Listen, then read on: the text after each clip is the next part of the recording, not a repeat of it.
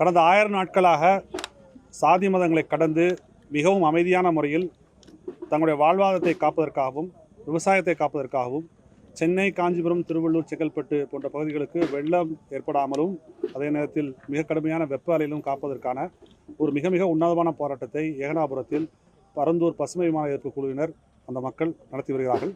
இந்த 1000ஆம் நாளில் பூவுலர் சார்பில் நாங்கள் கலந்து கொண்டு இந்த பகுதியை சுற்றி பார்த்து இந்த மக்களுக்கு ஒரு மிக மிக ஒரு உன்னதமான போராட்ட மக்களுக்கு வாழ்த்துக்களை தெரிவித்துக் கொண்டேன்.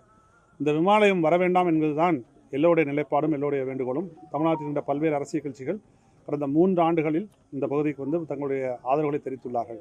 அது எல்லாவற்றையும் தாண்டி மிகவும் அமைதியான முறையில் இந்த மக்கள் எடுத்து வரக்கூடிய போராட்டம் இன்றைக்கு தமிழகத்தின் கவனத்தை ஈர்த்துள்ளது என்பது எந்த சந்தேகம் கிடையாது.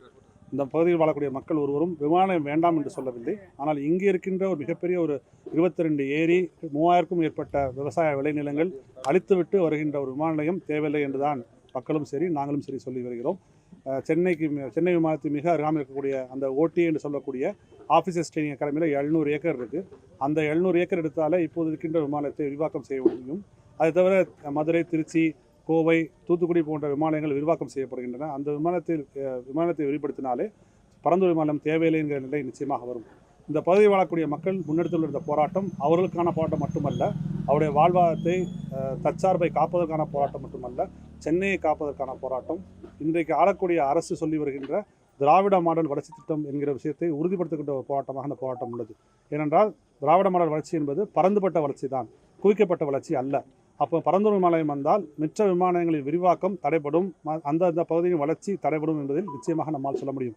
அதுக்கு உதாரணம் பெங்களூரும் ஹைதராபாத்தும் நமக்கு வந்து உள்ளன. பெங்களூரு விமானம் வந்த பிறகு பெங்களூருவில் வேறு எந்த பெரிய விமானமும் வரவில்லை. அதேபோல் ஹைதராபாத்தில் விமானம் வந்த பிறகு தெலுங்கானாவில் எந்த பெரிய விமானமும் வரவில்லை. அதே வரிசையாக எடுத்துக்கொண்டு பரந்தூரில் வந்தால் தமிழகத்தின் பிற விமானங்கள் பாதிக்கப்படும், சென்னை விமானம் உட்பட பல்வேறு விமானங்கள் பாதிக்கப்படும்.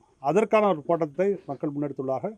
அவருடைய அந்த உறுதிப்பாடு நிச்சயமாக பிரமிக்க வைக்கிறது. அவர்களுக்கு நான் தலைவணங்குகிறேன். பூவுலகர் என்பவர் சார்பில் அவருடன் உறுதியாக வெற்றி பெறும் வரை உறுதியாக இருப்போம் என்கிற நம்பிக்கையும் நாங்கள் அளித்துள்ளோம். 1000 நாள் கடந்து போயிடுச்சு, இன்னும் நம்ம சட்ட போராட்டத்தை இனிஷியலாக கூட துவங்கல. இது ஒரு காலதாமதத்துக்கான காரணமாகவும் அமையலாம் இல்லை சார்? சட்ட போராட்டம் என்பது எப்போ எடுக்கணும்னா ஏதாவது கிளியரன்ஸ் கொடுத்தப்போ தான் சட்ட போராட்டம் பண்ண முடியும். எந்த கிளியரன்ஸ் வரைக்கும் தரல. நீங்கள் தேசிய பசுமை தீர்ப்பாயம் போகணுன்னா சுற்றுச்சூழல் அனுமதி கொடுத்துக்கணும். சுற்றுச்சூழல் அனுமதி தரல.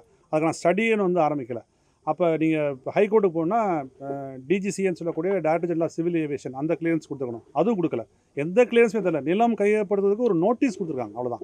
அதுக்கு மக்கள் ஆட்சேபனை தெரிவிச்சிருக்காங்க, அவ்வளோதான். அந்த ஆட்சேபனை மீறி கையப்படுத்துக்கான நோட்டீஸ் கொடுத்தா அதை நம்ம வந்து சேலஞ்ச் பண்ணி போகலாம். அதில் சுற்றுச்சூழல் அனுமதி கொடுத்தா அதை சேலஞ்ச் பண்ணி போகலாம். டிஜிசி அனுமதி கொடுத்தா சேலஞ்ச் பண்ணி போகலாம். எந்த அனுமதி கொடுக்காதப்ப நீங்கள் எப்படி வந்து போய் எதை வந்து கோர்ட்டில் போய் சேலஞ்ச் பண்ண முடியும்? இன்னொன்று நான் சொல்கிறேன், ஒரு மிக மிக முக்கியமான நீதி அரசு சொன்ன வார்த்தைகள், உங்களுக்கு வந்து சட்டத்துக்கு உட்பட்டு தீர்வு வேண்டுமென்றால் நீதிமன்றத்துக்கு செல்லுங்கள், உங்களுக்கு நியாயம் வேண்டுமென்றால் வீதிக்கு செல்லுங்கள். நாங்கள் வீதிக்கு வந்திருக்கோம் நியாயம் கேட்டு.